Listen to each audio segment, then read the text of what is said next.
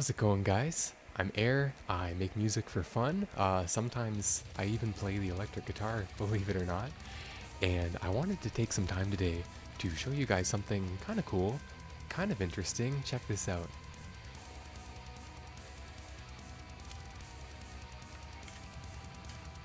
So today I have with me my new Kiesel 7-string Zeus electric guitar.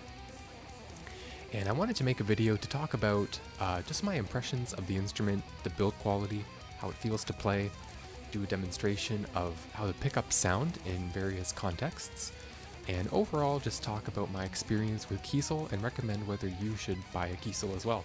So let's check it out. To start off with the appointments on the instrument, first of all we have a one-piece alder body with a one-piece hard rock maple neck, of course with bolt-on construction. We have a flamed maple fingerboard with 24 stainless steel frets and offset dot black acrylic inlays. The neck also has carbon fiber rod reinforcement, which I understand is standard on all Kiesel instruments. And the back of the neck is finished with a tung oil finish. We have the Kiesel lithium humbuckers in the neck and bridge position with a 5-way selector switch and a volume and a tone knob. We also have the Kiesel Hipshot tremolo unit, and the body is finished with a vintage cream satin matte finish. To talk a little bit about the quality of the fit and finish and the craftsmanship on this instrument. For starters, the neck pocket is very snug with the neck, and there's good contact being made here. There's no real perceivable gap between the two pieces, so the neck pocket seems to be routed within the correct specifications. I gotta say, it's a better neck pocket than what my Ibanez Prestige came with. That thing came with a big old gap between the neck and the body. Not that that's always a bad thing, because that does give you a little bit of leeway to kind of shift the neck left or right and get, change the amount of space that you have to do bends and stuff, but that's neither here nor there. The neck pocket on this Kiesel is basically flawless in my opinion. Same goes for the quality of the finish on the body. Now, I went over it with a fine-tooth comb, and personally I wasn't able to find any imperfections on the finish on the body. Just super even, no weird inconsistencies or overspray, no dripping, no bubbles, nothing like that. Just super even, great satin finish on this thing. I think it looks killer. Really nothing to pick at as far as the finish on the body is concerned. So let's talk about the neck a little bit. As I mentioned, this has the thinner neck profile, and I'm used to playing Ibanez Wizard style necks, right? So very thin, like shreddery style necks. I think if you're used to thin shredder style necks, you're going to feel right at home with the thinner neck profile. In my opinion, it's maybe just a hair thicker than an Ibanez Wizard, and as well, maybe just a bit of a more rounded profile overall. It doesn't really have that pronounced flat spot on the back that an Ibanez Wizard might have. But it feels very comfortable in my hands, and it feels just natural switching over to this from an Ibanez Wizard. Overall, I love this neck. And same goes for the tung oil finish. Now, this is my first time playing an instrument with a tung oil finish on it, and in my opinion, it feels basically like the next step up from playing on bare wood. I'm a fan of, fast feeling satin neck finishes, and again, I feel right at home with this tung oil finish. It is just super smooth, super fast, absolutely no stickiness that you might get from like a gloss finish whatsoever. To me, it really just feels like playing on bare wood, and personally that's awesome. So let's talk a little bit about the quality of the fretwork on this instrument. To start off, running my fingers up and down the side of the fretboard here, and in my opinion, it's just beautifully smooth. There's absolutely no sharpness, nothing to snag or chafe at your hand as you're running it up and down the neck. Now, the fret edges are tapered off at an angle. You're not going to get like those beautiful rounded spherical ball fret edges that you might see on like Rusty guitars or a similar small-time boutique luthier. But, the frets are tapered off at an angle, and it's very well done, and it feels very, very comfortable, at least to my touch. The quality of the fretwork overall was something that I personally was very, very impressed with. Right out of the box, I was able to drop the action stupidly low on this thing, and I was surprised by how little sacrifice I had to make in terms of fret buzzing, or dead frets, or notes like choking when I bend them. As we all know, fretwork is something that not all manufacturers get right 100% of the time, even on some high-end instruments, right? Overall, I feel the fretwork on this thing is impeccable. I only have a little bit of fret buzz on the low E and the low B, just in the lower registers, because of how low I've set the action personally, and that's my preference, right? And I don't mind that fret buzz, and it's not a statement about the quality of the instrument whatsoever. I'm able really to play all the notes on all the strings, all the way up and down the neck with 0 dead frets. To me, that's like mind-blowing considering how low I've set my action. And I'm able to bend the strings, on all the frets without any notes choking out. The fretwork to me is just impeccable, and I'm very, very impressed with the quality of the frets on this instrument. So next, let's talk a little bit about the bridge on this instrument, because it is kind of an interesting piece of hardware. It is the Kiesel Hipshot tremolo unit, and I guess you could describe it as like a single locking system, because like the strings feed up through the bridge and lock down on the headpiece here. For each string there's an individual Allen key screw which locks the strings down up at the top, but there's no actual point on the bridge itself where the strings lock down, so it's not really comparable to a double locking trem or like a Floyd Rose in that way. As far as tuning is concerned, I've had pretty good luck with the tuning stability on this thing. I've really only had to retune it like once a day, basically. The tuning pegs on the bottom, they feel good to rotate. I don't really have anything to talk about with that. They're perfectly fine and they work as intended. The saddles are comfortable in my opinion. They're kind of just like a low profile, like flat top type of saddle. Feels good to have your palm on them for like palm muting and that sort of thing. In my opinion, if you're expecting to, do crazy dive bombs or like crazy whammy bar abuse theatrics, you might be better off with a double locking Floyd Rose system. While I've had good luck with the tuning stability on this thing, considering it's not a double locking system, I'm not sure how well it would hold up for crazy whammy bar abuse like you would do on a Floyd, right? The tuning stability, in my opinion, is like perfectly great for just general use, but yeah, if you're gonna go nuts on the whammy bar, you might want to think about getting a guitar with a Floyd Rose system instead. I'd like to mention as well just how the tremolo unit feels to use. In my opinion, it's got a good range of motion going down and pulling up. It's basically what I would expect, so I don't really have much to say about that. It's good. It feels to me just buttery smooth and like spongy to move up and down, and it feels way less stiff than some of the Floyds that I have on my other instruments. To me personally, that's very conducive to just expressing yourself on the instrument. I think the trem system on this it feels great and it's fun to use, and it's easy to express yourself on it.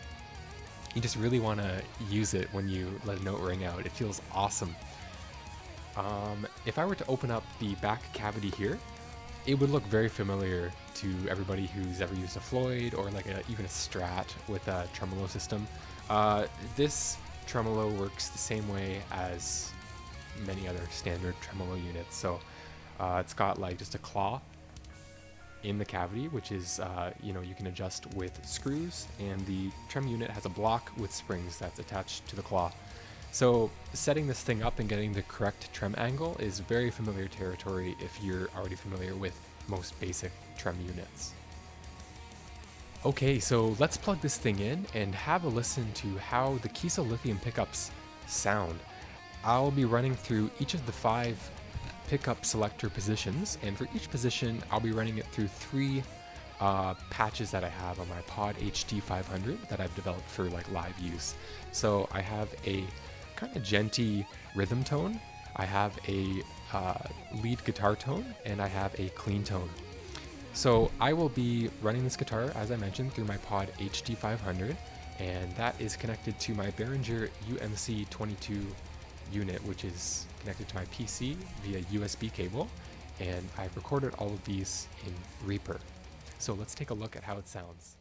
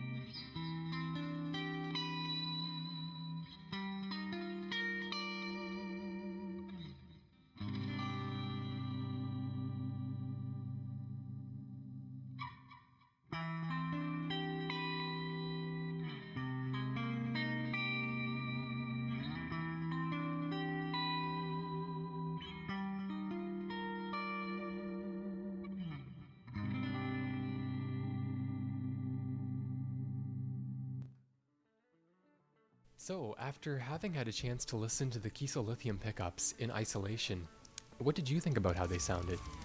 For me personally, I like the Kiesel lithiums, but I don't love them. I like them, but I'm not in love with the Kiesel lithiums in this particular instrument.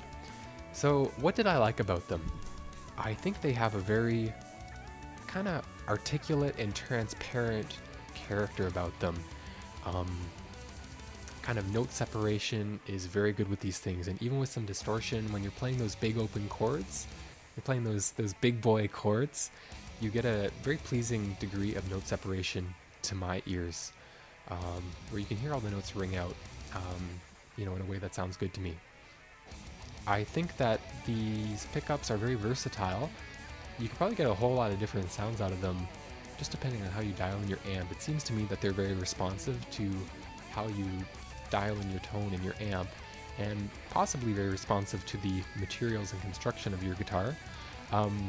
You may or may not subscribe to the idea that the materials of your guitar or the construction has any bearing on the tone, but if you do, I do a little bit.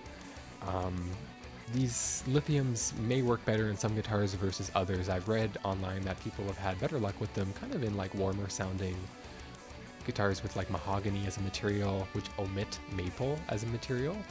I've read that people have had better luck with the lithiums in those kinds of contexts.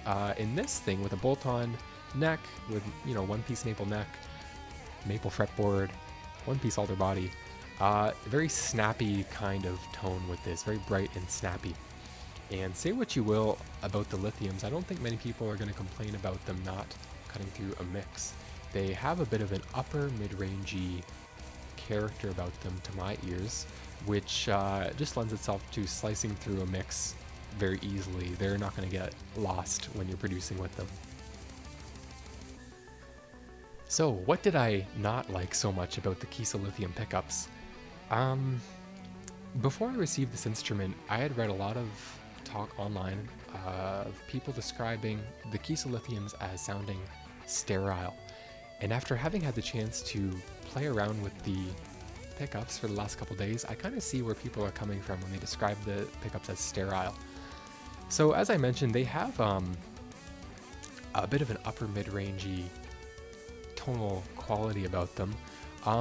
There's also just kind of an upper mid-range like harshness that I was constantly trying to tame when I was producing with these pickups. Just kind of a harsh, high frequency, like something that was not pleasing to my ears. I think that these pickups lack a little bit in like the pleasing mid-range and kind of low-end response. They don't deal so well with like low-end chugga-chuggas and like djenting.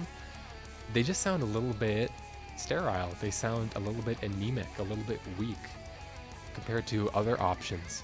By comparison, I have the Hipshot Titan Bridge pickup in my Ibanez Prestige, and I love that pickup for modern metal. To me, the Hipshot Titan has a character which like bleeds djent, right? It's got like a very aggressive, tight, low-end response. It's got a nice, pleasing mid-range kind of character about it. It cuts through a mix just fine, and it's just got a snarl. It's got like a bite and an aggression to it that the Kiesel lithiums are really lacking. Same goes for the Seymour Duncan Nazgul and Sentient set, which I have in my Agile. Now granted, that's kind of comparing apples and oranges because the Agile is a neck-through construction guitar with mahogany wings, but the pickups themselves, they also have like a character that is so conducive for aggressive metal. They have an aggression in the lower kind of, lower range. They have a great kind of mid-rangey saturation to my ears, and they just sound evil with distortion applied. When you're chugging on the low strings, you just get that punch. It sounds just aggressive and great for, for metal. And you don't get that aggression with these lithiums. They are a little bit, for as bright as they are, for as easily as they cut through a mix, they just lack that low-end aggression that I would like to see in a modern metal pickup. And at least for my applications, I play a lot of modern metal, and I play a lot of like death metal. There's just better pickup options out there that have stronger character. Finally, I want to talk a little bit about my experience dealing with Kiesel and buying an instrument from them, and recommend whether you should buy a Kiesel as well. Now, from the date that I placed the order for the guitar to the date when it arrived to my door, basically 9 weeks on the dot. Kiesel quotes like between 9 and 12 weeks usually for build to be completed and delivered to the customer, so at least in my case, they were right on the ball for completing the order on time. Your mileage may vary depending on how busy they are and stuff like that. And I really didn't get like any communication from Kiesel whatsoever during the build process. Basically, I put in the order, and 9 weeks later, the guitar showed up to my door. I didn't get any progress updates. I didn't get any pictures. I didn't even get like an email letting me know that the build was done. I got an email from FedEx letting me know that Kiesel had shipped the order, but no communication from Kiesel directly on that front. By comparison, I think like Balaguer guitars, for example. Now, I haven't dealt with them personally, but this is just what I know from being a member on their Facebook group. I think Balaguer has like a better system for keeping the customer kind of in the loop and like updated on the progress of the build throughout all the steps. I think customers also get like pictures of the build throughout the process from Balaguer. You get none of that with Kiesel, so just keep that in mind. So overall, would I recommend purchasing a guitar from Kiesel? I would say absolutely, totally yeah, but on some conditions. So overall, I think you're going to get an instrument that plays great and feels phenomenal to play. You're going to get an instrument with great fretwork. You're going to be able to dial in an action that is very comfortable to you, and there's probably not going to be like too many imperfections in the finish or really in the QC or the build quality. It's going to be built to a high standard and it's going to feel great. Now, I think that with Kiesel guitars, you have the potential, depending on how you spec out your instrument, to get a great bang for buck instrument. If you keep the specs very basic, right? If you keep them as close to stock as possible, you really maximize the bang for buck factor that you get from Kiesel. For example, I paid $2,200 for this guitar, and considering that's 2,200 Canadian, considering the attention to detail and the craftsmanship and the quality of the fretwork, I think it's worth about that. Especially considering here in Canada, like some Ibanez iron labels can go for like 1,500 Canadian new. So for like $700 or more, in my opinion, it's basically a no-brainer. But the thing is, like, if you pay $2,000 for a Kiesel, or if you pay $5,000 for a Kiesel, you're getting the same QC either way. You're really getting the same build quality either way. You're getting the same fretwork either way. The difference is that with the $5,000 instrument, you're getting like $3,000 worth of aesthetic bells and whistles, right? So that really diminishes the bang for buck factor. Whether or not it's worth it is totally up to you. But yeah, if you keep the specs basic, you really get a lot of value for your money. I would also recommend, when you're speccing out your Kiesel, in addition to keeping the costs low and the specs as stock as possible, make choices that will temper your expectations for the instrument. So what do I mean by that? If you do like 10 minutes of research online about Kiesel, you'll find, a myriad of horror stories of people who got, lemons or got custom finishes where they didn't like the color, where they got color match finishes where Kiesel really botched the job and it didn't look at all like, the reference photo, or people who got guitars where the neck material and the fretboard material were the same, but the color did not match whatsoever. And there's a lot of, unsatisfied Kiesel customers, former Kiesel customers that will never buy from Kiesel again. It seems that they have a very shoddy reputation for customer service. Now, I personally did not deal with Kiesel's customer service, but just from the research that I've done, it seems like Kiesel's customer service and the company itself has a problem kind of owning up to mistakes that it makes and really rectifying issues with customers in an amicable way. So I would recommend going with choices on your guitar where Kiesel can't mess it up. At the end of the day, Kiesel is not a small-time boutique custom luthier, right? They're a very high-quality production line factory with a degree of customizability that the customer has. But along the build process, we're not getting that one-on-one input with the builder, right? We don't see progress photos every step of the way, subject to our approval. We kind of just put in the order and trust that Kiesel gets it right. So I would recommend don't try to build your dream custom guitar with Kiesel, because that's not the kind of factory that they are. If you want your dream custom guitar, save that money for a small-time custom luthier. I would say avoid wood choices where, if to you, the grain or pattern of the wood would make or break the instrument. Stay away from those kinds of wood choices. Stay away from custom finishes, right? Where you're just trusting that Kiesel gets it right, and if they don't, you're SOL. Really, I think if you keep the specs basic, and if you don't give Kiesel any opportunity to mess it up, then you'll just be more satisfied at the end of the day, and you won't risk having to deal with Kiesel's customer service. Yeah, that's pretty much all I got for today. I want to say thank you very, very much for watching this video, and I hope it was helpful and informative if you're trying to do some research on Kiesel and you're interested in, you know, just the fit, finish, quality, and how the instruments sound. Personally, I had a good experience dealing with Kiesel, and I am over the moon about this instrument. I love how it feels, not so hot about how it sounds, but that's easy to fix. Thanks again for watching. Hope this was informative. Have a great day. Cheers, guys.